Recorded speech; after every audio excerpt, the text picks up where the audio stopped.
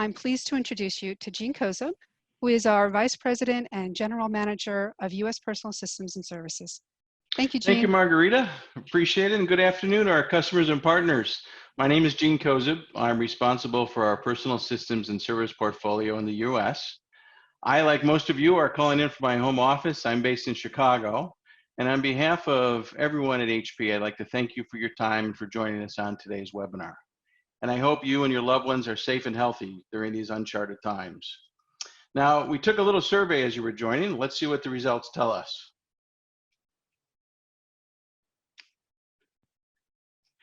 It looks like teleportation is the winner for this survey. What that tells me is you're probably tired of all of these Zoom calls. You're tired of being in your home office, and you'll do anything for travel. No doubt that we're all probably having some Zoom or Teams fatigue, but I, like you, yearn for the time when we can get back face to face and spending time together. In the meantime, teleportation sounds pretty cool.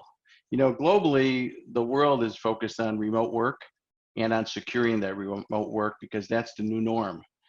Here at HP, I'm responsible for hundreds of remote workers who manage critical business and handle confidential information on a daily basis. So security is of great importance to us as it is to you and your firms. And like all of you, we're working hard to really traverse the new landscape and enable our employees to work securely and effectively outside of our real corporate perimeter. We hope that you find today's information very helpful in navigating the new norm. We're going to review how the current landscape is threatening endpoint security across the world, and we'll provide you with some unique remote work best practices and tips on how to secure your teleworkers and your organization. And because we want this to be a super interactive session, we're going to have a Q&A at the end. So please, as Margarita mentions, type in your questions. We have to answer any questions that you may have. What I'd like to do now is turn it over to Jürgen Bayer. Jürgen is our HP Senior Security Advisor. He's also going to be our moderator for today, and he's going to introduce you to our great lineup of security experts. Jürgen, it's all yours. Thank you, Jean, and very welcome from my side as well. As Jean mentioned, I'm the moderator for today's call, and I have the honor to introduce to another speaker set in here to you guys. So where you heard Jean Kozub, our Vice President and General Manager for US Personal Systems and Services, but we also have on the call today Sherban Naum, Senior Vice President, Corporate Strategy and Technology, Shankar Balakrishnan, Senior Director, Commercial PC Security, Michael Howard, Head of Worldwide Security and Analytics Practice, and myself, I'm the moderator. My name is Jürgen Bayer. I'm the Senior Security Advisor here at HP. So with introducing the speakers, I think we can go to the next slide, and I can talk a little bit about the agenda, today's agenda. First, Michael will introduce us to today's threat landscape. We also have prepared the 7-point program for ITDMs and end users, which Shankar and Sherban will talk about. And we will also talk about how to prepare for the new norm. Following with the presentations, we will have live Q&A, which I will moderating, and we will hear some closing remarks from Jean Kozub again. So, but before I turn over to Michael, we have another poll and 2 interesting questions we want to present to you. So, so first, and maybe we want to feel your pulse. So, what percentage of employees in your company worked from a home office before COVID-19 pandemic? And to bring these numbers in relation, we also want to ask you the second question. So what percentage of employees in your company will continue working from home after COVID-19 as the new normal? So if you please be so kind and let us know, then well, I will hand over to Michael now next, so he can cover the results. Thank you. Thank you, Jürgen, and I appreciate everybody's time. Let's wait till we see some poll results here and see what we're doing. So what percentage of employees in your company work from home before the COVID pandemic? Right now, we're at 20% that worked from home before. And when we look at what percentage of your company will be continuing to work from home after COVID, we're seeing 23% currently. So interesting polls to see what the trends are going to be as we move forward. So again, I am the head of HP's security and analytics practice. And what I want to do today is talk to you a little bit about what we're seeing in the threat landscape. And then what are some of the best practices that we're not only communicating out to our customers and clients, but that we're communicating out to our own internal teams too, to make sure that we're all protecting ourselves and we're keeping this pandemic in check from a cybersecurity perspective as well. So today's threat landscape is on the increase, right? This particular report shows a 600% increase of cyber threat indicators related to the corona pandemic. So what we're seeing very clearly, and if you see the two maps that we have up, we're seeing that where the cyber attacks are occurring and where COVID is on its most rampant rages, we see that that's when the cyber attacks are starting to happen. So even though we saw an article in Forbes magazine back in March saying that the cyber hackers were not going to hack healthcare during the pandemic, we saw evidence the very next day that they didn't believe in their own comments, and they were very much taking advantage of this pandemic. So we're seeing them take advantage of it. They're motivated by financial gains. And also we're seeing a lot of what they're doing now is just disrupting daily life. So to combat this behavior, as users and as people on the networks, we need to implement zero trust in our daily online lives to maintain our personal security. And what I mean by that is as you're getting stuff pushed out to you and you're seeing things coming in, either whether you're doing it via text or you're getting emails, you should always make sure you're going out to the websites and you're validating who is really asking you for that information and make sure that it is truly that company. Whenever I see these reports that we're up 600%, we know that they're going to target people that are just curious. And during this time, we're all a little bit, lonely sitting at home, and we may click on a link accidentally. We may do things like this. We have to be careful. We know that working from home tends to lower our security caution. And so I think we must change that as we move forward as well. And we have to realize that working from home now is something that corporations are going to have to figure out. What are the security policies? What are the controls we need to push out? And how do we keep our home workers safe? Next slide, please. So what's changed for security for us? Well, a large number of corporate endpoints are now outside of that sphere of control. And if you want to drive a security professional crazy, what we're doing today is exactly how you do it, right? We like to have control. We like everything in a nice, secure location. We like our employees where we know we can control things. But now that we're beyond the corporate perimeter, we have to find ways to control that more often. And we have to go back and review our security policies and plans and determine how do we push those controls out to the remote workers. We know it's harder to update OSs and apps, and that goes along with updating firmware as well. How do we make sure that we're making our users adhere to corporate policies while they're outside of our firewalls, and make sure that we're doing everything we can to make data leakage of personal devices, we minimize that as much as we can. Remote work infrastructure is not designed for scale. I'm actually pretty amazed at how everything is going right now and how people are, we're keeping the networks up for the most part. And we're able to do these virtual teleconferences. So, that's a good sign that our infrastructure was strong, but we still know that VPN capacity loads increase. And we know that we have to actually push that out to our clients and our customers, though, to make sure that we know that we have to secure things in the right way. So all of our HP users, VPN is critical, but we also know that that can take your bandwidth up very quickly. Endpoint security, how do you make these devices visible? How do we manage them effectively at home? And that's something that we're all wrestling with now.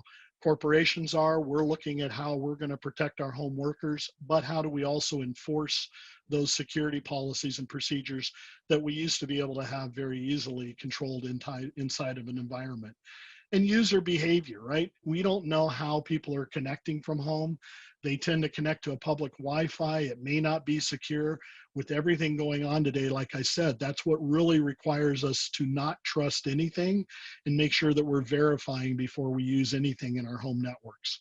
And then productivity is not optimized for large scale work from home. So remote management, companies are really working quickly to figure out how do you do remote management? How do you push the appropriate security controls out to all of the devices that you need to? How do you do remote recovery and restoration, right? If somebody's laptop crashes whenever you're inside, then you need to know that we have to be able to recover that quickly, and we have to be able to move very quickly. And then the last thing is IT staffing, right? They're disparate too. So we have to figure out how do we make sure that we're keeping them not only working well and being able to do their job, but also this is a very trying time for IT staffs and cybersecurity. So let's go to the next slide. So what are some of the best practices and things that people can do today? So number one, it is everybody's responsibility at a corporation for security. We can't just say it's the cybersecurity teams or the IT professionals. Every one of us has to step up, and we have to take this seriously. So be a security warrior. Think about everything you're doing online. Think about how you can protect your corporation. Don't fall for clickbait. You see people coming out with phishing attempts, and phishing attempts are up a phenomenal amount. I saw one report today that they're up 30,000%. So we have to make sure that we're not falling for clickbait and that we're not lured into it by the advertisement that you might be able to get a local COVID map in your neighborhood, and then you find out you just downloaded ransomware. Be aware of social media. These are times when we're telling all of our employees to reach out, be with your family, do Zoom calls, do whatever you can to keep us connected, because we're social and we have to do that. But also remember that the bad actors are on those networks, they're on those websites, and we have to make sure that we're staying very vigilant. And again, the zero trust is what you have to do.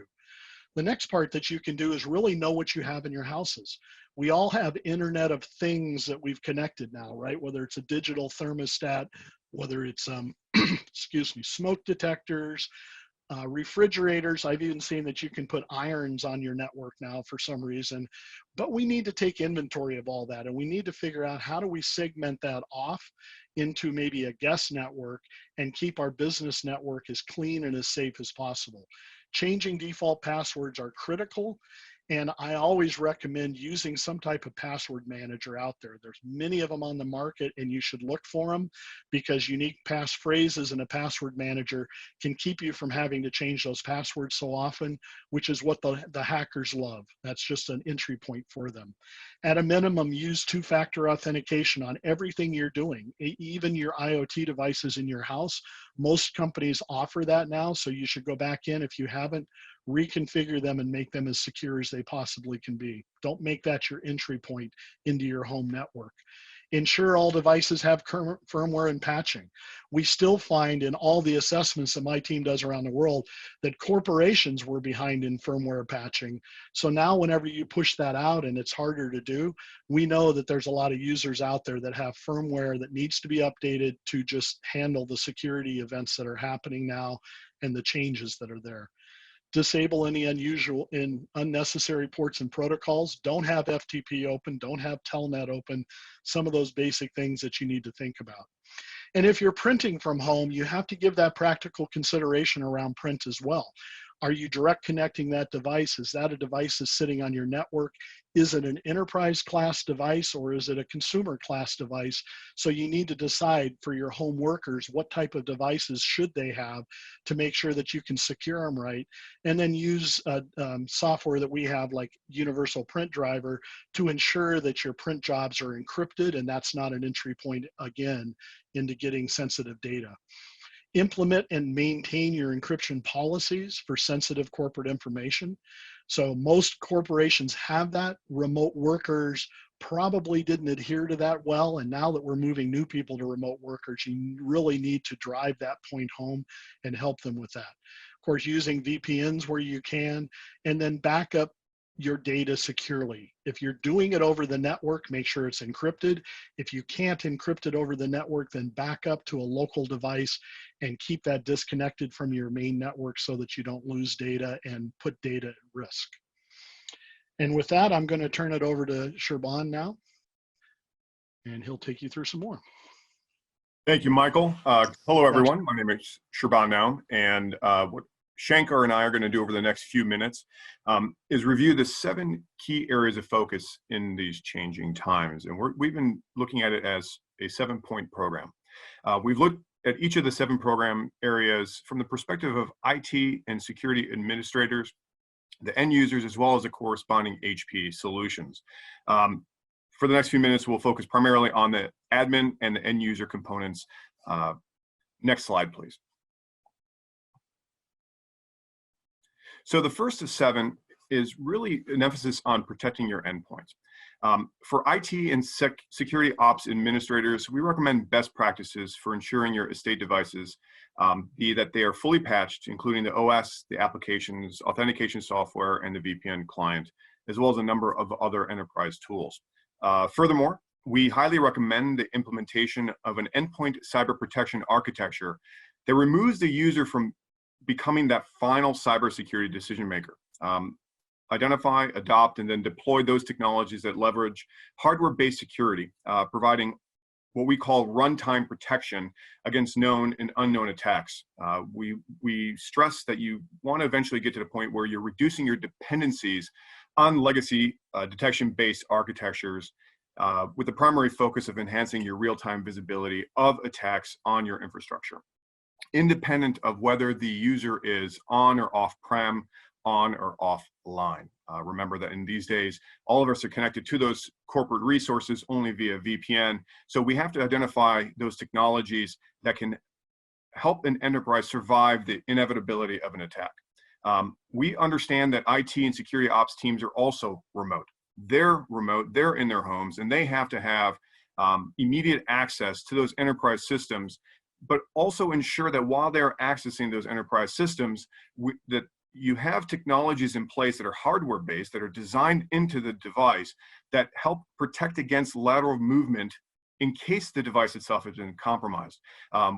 Identify those technologies that can protect against keylogging and screen scraping, and make sure that when those administrative tools are being accessed, that they have a secure path and a secure means of ensuring trust in those connections. We usually call this maintaining operational integrity in a compromised state. What does the enterprise have to do to survive an attack when the user is not behind the corporate firewall?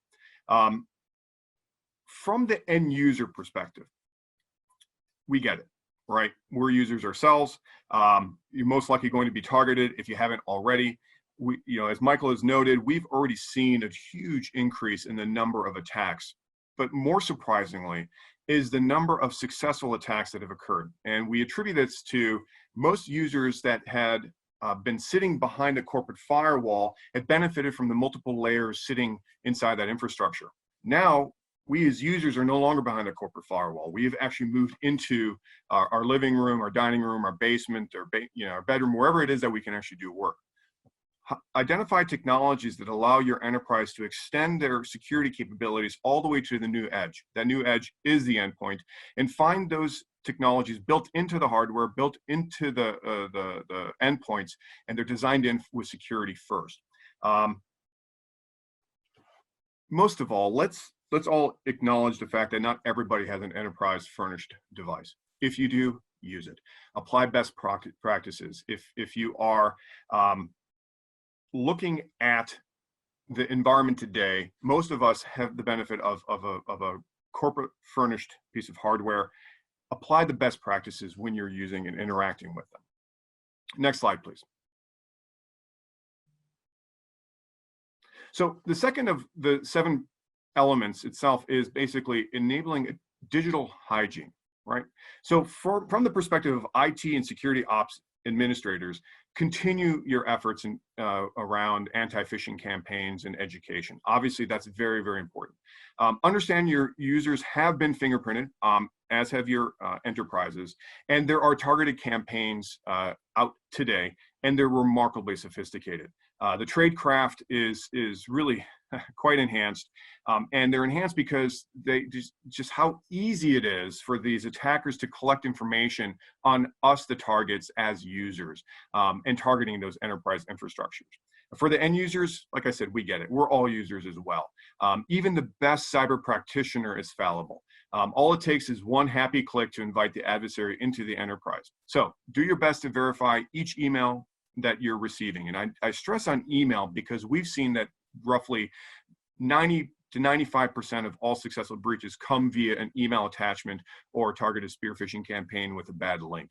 So, understand that you have a responsibility as the user to verify each email that's been sent out to you. Take a moment to determine if it's actually a known email address or even a sender. If it's about money, family, or COVID, ask yourself, am I supposed to be getting these emails through my work email address? And if you're not sure and you don't recognize the name, or you recognize the name, send that person a separate email. Say, hey, did you send me this Word document or this PowerPoint presentation? And if they say no, obviously you've got yourself a problem. No matter what, when you see an issue, contact your cyber team, your security team immediately. They are the experts. They're the ones who understand and have access to the resources necessary to determine how to best protect the enterprise in real time. Next slide, please. The third of 7 is securing sensitive data, right? So IT admins have been implementing data backup solutions for some time. They've been implementing the best practices around data at rest and data in transit and encryption. Continue going down those paths, right? And apply the patches necessary across all of those systems. And patching is certainly a challenge these days because IT admins are remote as well, and they depend on these solutions, but do obviously apply best practices. We've also noticed that data loss prevention and DLP tools and other measures should be applied and updated in as real time as possible. Our recommendation is to adopt hardware-based security solutions that have the ability to control content movement at the endpoint, right? So imagine you can control the content movement from the enterprise host and the systems to USB drives, removable hardware, or even to the host onto personal email.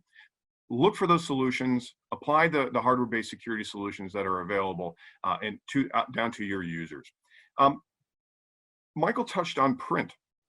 Print is an interesting dilemma. Do you want users to be able to print? Identify those technologies, whether it's from HP or others, that can help enforce printing policies down to the host and determine the most effective way of implementing those security practices.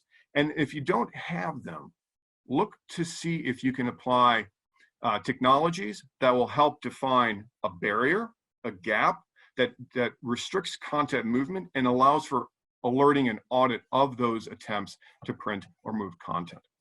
For end users, obviously do your best to ensure all the content is backed up in accordance to your enterprise needs. Allow the synchronizations to occur. Don't click on the delay button. Allow the synchronization to occur. And it's imperative that as users, we remember attackers don't simply want to encrypt your device for ransom. That's not their only intent. Yes, they'd like to do that, but what they really want to do is they want to first exfiltrate any of the content that's on your device. And what that means is they're looking to actually scrape all the documents and content from the device first. Then they're going to look to see if there are any open ports to your VPN. And the goal there is to move laterally across those open VPN connections so that they can actually access and breach those enterprise resources and then exfiltrate or destroy those resources. The fact is, these attackers are just not always detected. Detection-based tools have proven themselves to fail almost all the time because their architecture is such that they can only identify the known attack as opposed to the unknown attack. So do your best to ensure that your enterprise can survive a successful breach. Limit the amount of downtime and loss of intellectual property. So now I'm going to ask Shankar to continue providing his insights into the 7 program elements. Next slide, please. Thanks, Sherban. Hi, I'm Shankar Balakrishnan. Let me build off of where Sherban left us in terms of the first 3 points. The one about network protection is very key for end users and IT admins. And at the start of the pandemic, a lot of companies had struggled scaling their corporate VPN because the capacity needed from those servers was much higher than they ever planned for. So as we go forward, one of the things we recommend is ensuring the right level of capacity is available. And also, it's very enticing to split network traffic in order to manage that bandwidth. But we want to remind everybody that splitting the traffic could expose the endpoint to potential malware from different sources. And so we need to be very careful in doing that, and to the extent possible, try to protect all of the traffic that is going to the endpoint. Now, one other benefit of a VPN is the ability to run an anti-malware in the network. And we highly recommend that, again, because your endpoints are not always logging in to your corporate, like they used to to your corporate network before. And so when they do connect, we want to make sure that threats do not propagate laterally. And by running a solution on the cloud, you're able to make sure that a infected endpoint doesn't actually propagate the malware to the rest of your infrastructure. From an end user standpoint, there are several areas that they can look at. First of all, IoT is proliferating in the end user homes today. And so not all IoT has been designed for security. And a lot of them, if you just Google or go online, you can see that a lot of them will report vulnerabilities online. So as an end user, we need to educate our end users to make sure they have secure devices in their homes. And that is important because most employees actually at home are sharing their home networks with those devices as well as their endpoints, the corporate endpoints. And again, as I said, threats can travel laterally, so you want to make sure that there's no weak link in the home. Now, one workaround for that is to actually use a capability that most modern Wi-Fi routers and also some ISPs and their modems provide, which is to create a subnetwork or a segmented network within the home. We highly recommend that practice in order to have your work computer, your work PC, your work mobile phone connecting to that subnetwork and making sure that no other devices are connecting to the same network. And that way you have some level of isolation and a better protection posture for your corporate work environment at home.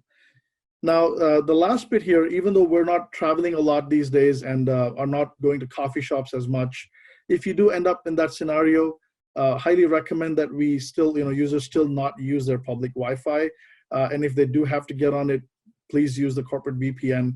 That's the way to keep you safe, even in that scenario. Next slide, please. So this is point 5 of the 7-point program. And this is about taking care of, or special care of, credentials. So as we all know, attackers really value getting into an account. They love to take over accounts. It gives them unfettered access to corporate resources and to the endpoint. And that's something that we absolutely need to guard against. And so one of the key recommendations here for ITDMs is to ensure that all of their systems are not using default passwords and that they're using strong passwords. Also for organizations that are smaller and don't have single sign-on for all of their corporate applications, we recommend ensuring that your end users have a secure password manager. One that has a security posture where the encryption keys are not really stored on the cloud, but rather they're stored on the device. And that provides a much higher level of security for that password manager architecture. And then, of course, using at least 2-factor authentication for all of your apps and services. From an end user standpoint, it's very important to reiterate that they follow basic hygiene here around making sure their passwords are complex, not sharing the passwords with their family members or others who may be able to access it, and making sure that that they frequently change their password managers, passwords within their password manager. Okay, let's go to the next slide, please. So as Gene pointed out at the beginning, we're all fatigued with using our video conferencing systems, but we did want to highlight as one of our key points of the security program in this new normal is making sure that we're not compromising security. right, for convenience or for some other things. And so as a company, we would recommend putting in place well-regarded conferencing systems that have good security in place. And initially, there were lots of conversations about some popular conferencing services having some gaps in security. They've overcome that now. But again, we want to make sure employees don't go off on their own and use their own solutions and start putting corporate data on their own sort of video conferencing solutions on the site. So standardizing on a solution is very important. Now, also remembering that people can click on links that are provided into these conferencing systems. And those links open on default browsers. So we want to be very careful that the default browsers, or if there's a secure browser that's been implemented, have the right level of internet security and browser protection in place to capture phishing links or malicious links and preventing the user from being sort of tricked into an attack. Now, a lot of the policies or rules are also for end users here, right, where they need to take special care, such as not using the access code more than once, not sharing their access code publicly, and then feeling free that they need to do a roll call while they have these webinars or conference calls. It's very important to ensure that a malicious actor has not joined this conference at a midpoint or later point in the conference, right? And then if possible, use a waiting room functionality, as that also helps get people a gate before they're introduced into the conference itself. Next point, please. So this is the last point that we're going to highlight, and it's a question of sort of looking at security in a more broader sense of what lack of security can cause in terms of crashes or issues with people's endpoints and affecting people's productivity. So what we would highly recommend is a strong focus on productivity, a proactive focus on productivity, and making sure that there is adequate business continuity plan in place for the new environment. And this is an unprecedented environment for us, but planning for scenarios where a large number of endpoints from home are not functioning or have been attacked would be a critical aspect of the go-forward business plan for any organization. And of course, from an end user perspective, it is very important that they treat their updates as necessary. So we need to educate the end users. The updates are not just for security, but they also help with other things such as enhancing their battery life or basically improving the application stability for a lot of their applications. And so educating the end users is very critical in this area. Let me pause here and then go to the next slide. That is a summary of where we see this going next. So if you could go to the next slide, please. So we talked about the 7-point program and that it is indispensable during the pandemic, but we also believe that there are a lot of reasons to think of protecting the endpoint as critical and essential beyond this pandemic and into the new normal. At the heart of it is everyone in the organization needs to continue to be a security warrior, be it an IT admin, IT decision maker, or an end user. And there are some things about this current situation that will remain as status quo. Always, we've had a statistic of 70% of the enterprise breaches being caused as a result of an endpoint being compromised. And in the current situation, with more and more endpoints being outside the corporate network, it's an even bigger risk for all of our organizations. So first, we need to remember that our endpoints are left to their own defenses now. So a higher level of endpoint security that can protect, detect, and recover is going to be absolutely essential. Secondly, all of our policies that have been designed for the office are very hard to be pushed into the home. And there needs to be a deliberate effort taken in order to push those policies to the home, be it through technical solutions or through educating your employees and setting the right guidelines and framework for how they operate. The next thing we would say is that devices need to be pretty robust as well. Now, enterprise class devices naturally come with security built into them, and they also follow a secure by default posture, be it PCs or print or other devices. And so we would recommend having enterprise class devices in the home for added level of security.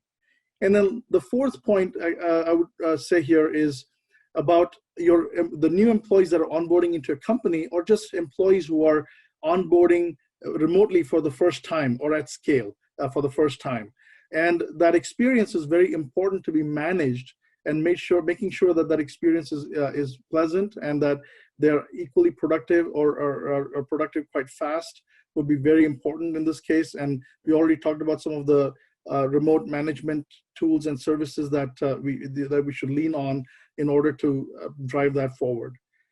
Now, the fifth point here we want to highlight is one where we understand that we're all sort of looking at what happens with to the new normal, and a few things that jump out here are, first is remote work is here to stay, so we expect a lot more people will work remotely. And the second aspect is that we want organizations to be highly responsive going forward and be prepared for such a situation, should it arise in the future. And so making sure that business continuity plans are updated and that they account for some of the unexpected situations that have happened in the recent past because of the pandemic are accounted for in the business plan. So with that, I'll transfer it over back to Jürgen.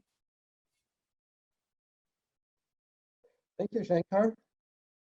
And just want to start my video, but they don't let me be on video. So let's do it via voice. Thank you, Shankar. Thank you, Sherban. Thank you, Michael. And it was great hearing from you for these best practices, and for having you on this call to share your opinion, to share all these best practices with our audience. And there is more we can talk about, and we should talk about, and the questions in the chat window and question window already shows it to me. There is more we want to give to our audience, to all people listening into this cast, to this webinar. And here are some useful resources. I want to highlight this complete guide of HP security, where HP is having the world's most secure PC, and some guidance for working from remote. So it's great to have a further discussion, and I would say let's open Q&A and let's answer your burning questions. So with Q&A, starting with Q&A, we got some interesting questions, I have to say, and I want to read the first one. A person on this call here recently received an email, but okay, yeah, just you can put the final poll there aside, so you can read all what's on the content on the screen. So we have received, yeah, this person has received an email from an unknown person to send Bitcoins to a location. They had a password in this email, but it was an old password. But the person identified the password as, oh yeah, I used this one in the past. Person now thinks, am I still at risk? And maybe Sherban, you can help us guide us and provide some guidance in this situation. I might ask him to forward me the email just so we can see how fun it could be. But less that, obviously, it's coming in through your personal email address. They have access to every one of our email addresses. These are traded on the open market, by open market meaning within the criminal networks, and they are just hunting. They're on the hunt. It's a spray and pray, hoping that they get people to click on these types of attacks. The more sophisticated ones are the ones that are harder to find, because they actually identify something about us personally, and they target that specific information in order to get us to click. My recommendation is it came in through your personal email. If you don't recognize the sender, then by all means, then don't click on it, right? And just delete it and move on. If it's urgent and it's real, they'll probably reach out to you again. And if it's a cyber attack that's really very interested, remember that just by opening these emails, they have images in the emails that alert them that it is a valid email address, even if you don't click on anything. So the best is to just delete it without opening the email at all. That's my recommendation. Oh, thank you, Sherban. Yeah, that's a good recommendation. Yeah, be cautious. Always be cautious when you receive emails, and especially unexpected ones. I have another question here. It's what are, and that's for Shankar. What are the 3 most important security capabilities an endpoint should have designed in? And I think of here of protect, detect, and recover. But maybe Shankar, you can tell us more about this. Yeah, absolutely. So let me build on what you just said there, Jürgen. It is certainly protect, detect, and recover. And when we think about protection, we need to make sure that the endpoint protection can address not just known malware, which is what traditional antivirus solutions do today, but also unknown malware, meaning malware that is polymorphic or that is completely unknown to the industry. And there are a few advanced solutions that do that today, and it's very important to make sure that the endpoint is protected to the best level possible by getting that advanced solution in place. Now, there are also solutions that can detect, that can protect without detection, meaning they could actually solutions like isolation. So, for example, you have a secure browser. Each of the tab is being isolated in its own virtual machine. In that case, malware cannot escape that virtual isolated tab, and therefore you're much more secure than just using a traditional antivirus software. So that's how I think about protection. It has to be very advanced and complete, given the threats are very advanced and sophisticated these days. The second aspect is detection. Yeah, if no protection can be 100% guaranteed. So what we want is solutions that will at least provide a level of detection and alerting back to the ITDMs or IT admins who can actually put in place resolutions to this. And the last aspect is recovery, which is making sure that endpoints can recover themselves. The more they can autocorrect for any malicious attacks, the more productivity the end user will experience. But also we want to make sure that there are manual recovery procedures can be triggered off of the detection that has been provided to the IT managers. Over to you. Thank you, Shankar. Great to hear.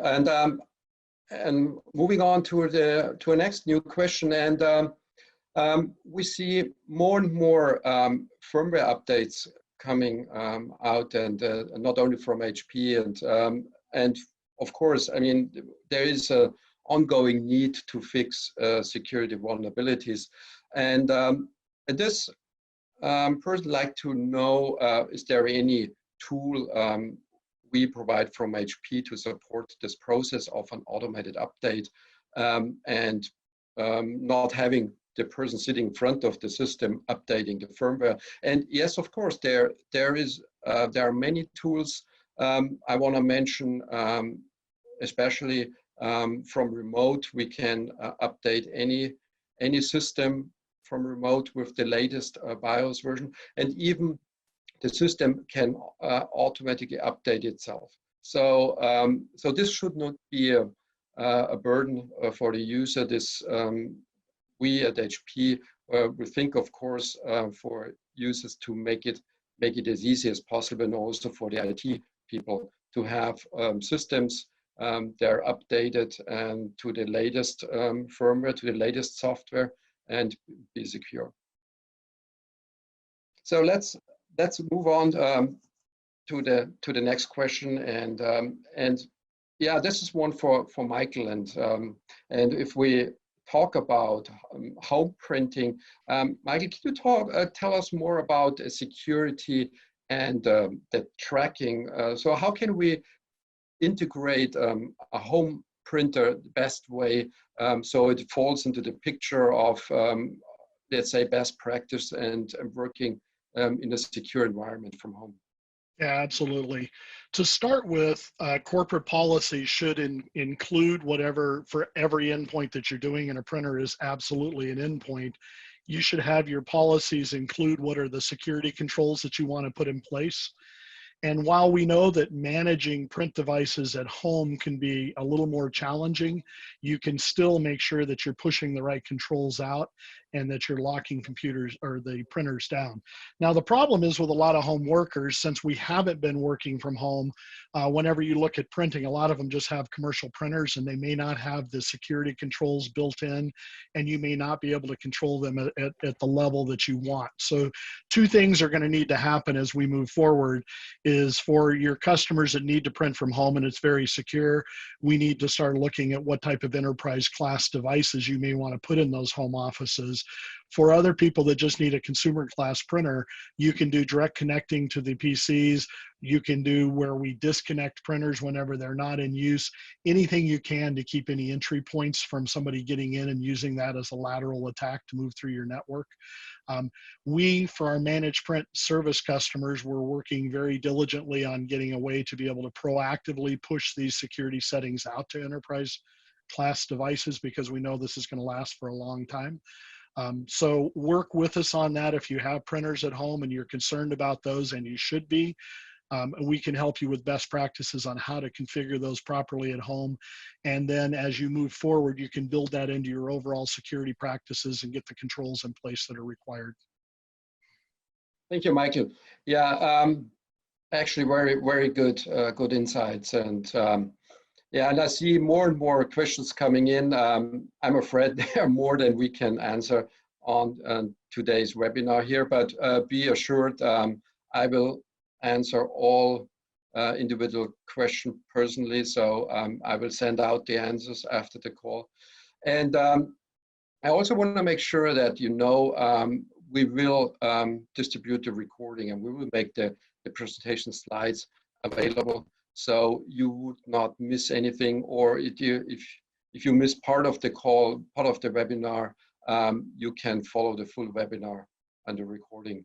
So moving on, I have an interesting question I have received. And this is maybe for Sherban. What is the best security software for cyber attacks? The very best is disconnect from the internet. I was going to say. Yeah. but seeing as how that's not necessarily an option, you know, as cybersecurity has evolved over the past few decades, we've landed on this realization that if we could apply least privilege, we can apply zero trust architectures where we limit what is being trusted at one time and it can be verified, applying microsegmentation and the like, but overall reducing the attack surface to something that can be understood and rationalized and provide the protections at runtime. I would say that is definitely at least from, you know, and I have a biased opinion in terms of what is the best cybersecurity solution out there, but it has to respect the existing infrastructure and investments that have already been made by the enterprise, while extending them and embracing them to provide a better cybersecurity posture. So zero trust architecture, providing real-time alerts directly to the enterprise. I think this is going to be something that will come up in terms of discussions ongoing, where when there is an attack and the user themselves are not connected to the VPN, how does the enterprise actually understand and rationalize the presence of an attack or an isolation or containment of that particular attack? And then the question is going to become, well, who is informed and how do I find out about it? Can I find out about it directly, meaning it is my threat intelligence, it is my right to have it, it is my privacy, and I don't want the world to know about it? How do you implement a solution that not only contains and isolates those attacks at runtime, but provides real-time access to that information directly to the enterprise? I think that would be, if you know, again, I think that's what I would label as the very best in cybersecurity. You know, stop dependencies on detection-based solutions, because we know for a fact that they're only as good as what they know. You know, data in, data out. Yeah, you made an interesting point, and you can stay online, Sherban. I have a next one, and so what should we do with our mobile phones? I mean, does it make sense to have antivirus software installed on the mobile phones? What is your view on that? Well, I think the first thing is, where are most of these compromises occurring, right? And so if we start there, we can rationalize that the vast majority of them are coming from our enterprise systems. These are our Windows machines, and that's where the bulk of attacks and breaches have occurred. Now, moving and migrating to mobile platforms, I think it's a different landscape. I think that if you look at the architectures around iOS and Android and what they've done in terms of applying their own sandboxing, quite frankly, there should be a mobile device management solution implemented. And then the enterprise, if these devices are connected to the enterprise email and Office suite and the like, apply best practices. Would I run an antivirus on my phone? I don't know that would be the best thing I would do. Maybe Michael has some other insight on that. No, I don't have any more than that. Mobile phones or something like you said, I think they've implemented them and they push firmware out at a more regular basis. So I think we haven't seen that threat landscape rise as fast as we're seeing everything else. Okay, thank you, Sherban. Thank you, Michael. I have an interesting one. It's a very technical question. So what about, so when we connect back the office with a secure connection, is it still good to use PPTP, so point-to-point tunneling protocol, or is there something else out? And I think I can answer this and to the audience, and I would recommend, well, we have roughly 5 different VPN protocols out in the market available, and PPTP is the oldest one, and it has lots of security holes in it. So I would try, or I would avoid using point-to-point tunneling protocol, especially, and move over to more secure ones like OpenVPN or secure socket tunneling protocol. It's called SSTP. And I would also watch out for new protocol coming out soon. It's not finalized yet, but it's called WireGuard. So this will probably change the landscape. So and yes, it's security sometimes means you have a choice, but you have to make the right choice. So the more secure choice. So and in this perspective, yeah, a good educated decision is worth a lot, and I would not use PPTP anymore for a secure VPN connection.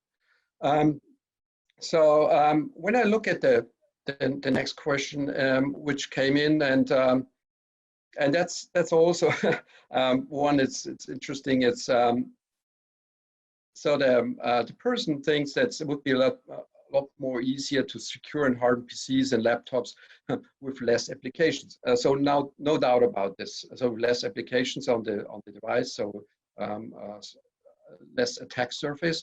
But the second comment was, can HP remove bloatware? And while on our commercial devices, I'm far from let's say it's bloatware. Every software we put on in our images are, first of all, well tested, well designed, secured, and are for a specific purpose. So and we have software on the endpoints which increase security. So removing this software, yes, on the one side you have less applications, which means more attack surface, but on the other side, you lose security on the endpoint.